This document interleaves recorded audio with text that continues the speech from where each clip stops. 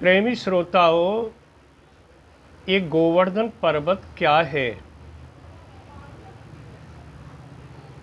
जिस समय श्री राम लंका जाने के लिए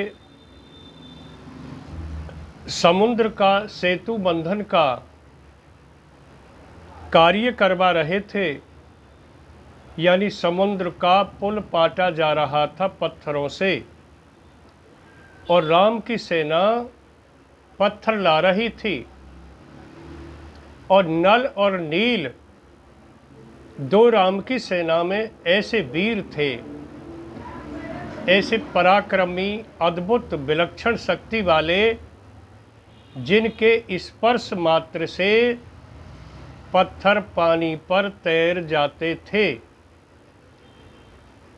सभी सेना के लोग पत्थर ला करके नल नील को देते थे, और नल नील लेकर के जल पर रख देते थे और पत्थर तैर जाते थे।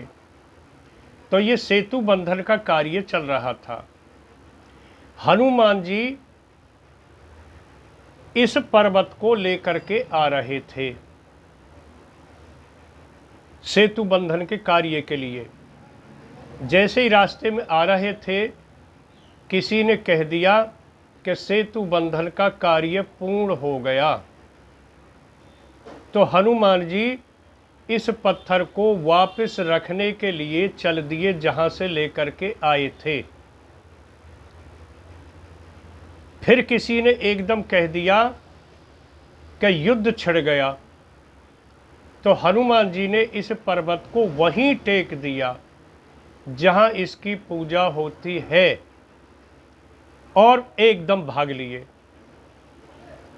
अब ये पत्थर विलाप करने लगा, रोने लगा, रुदन करने लगा कि हे राम, मैं तो किधर का भी नहीं छोड़ा, अपने स्थान से उठा लिया, और मैं सेतु बंधन के कार्य भी नहीं आया। मैं कम से कम सेतु बंधन के कार्य आ जाता, और जब पुल पर होकर के आप चलते तो आपके चरण पड़ते मेरे ऊपर, आपके चरण पड़ने से मेरा भी उद्धार हो जाता। अब मेरा उद्धार कैसे होगा? मैं तो यहाँ बीच में ही छोड़ दिया। इस प्रकार जब विलाप देखा इस पत्थर का, तो राम ने इस पर्वत से कहा कि हे पर्वत, द्वापर में मैं पुनः अवतार लूँगा, और अवतार लेकर के तेरी पूजा कराऊंगा। तो द्वापर में राम ने कृष्ण रूप में अवतार लिया, और कृष्ण जी ने उसी गोवर्धन पर्वत की पूजा कराई। तब इस गोवर्धन पर्वत का उद्धार हुआ।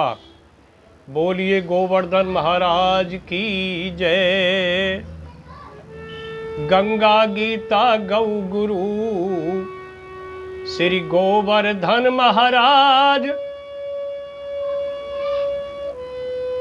गंगा गीता गौ गुरु श्री गोवर्धन महाराज।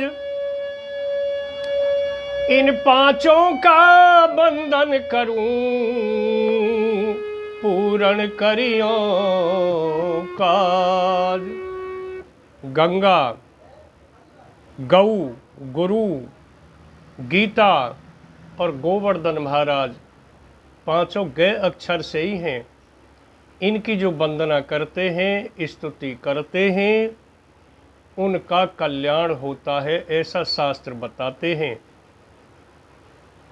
फिर पुनः गंगा गीता गौ गुरु श्री गोवर्धन महाराज।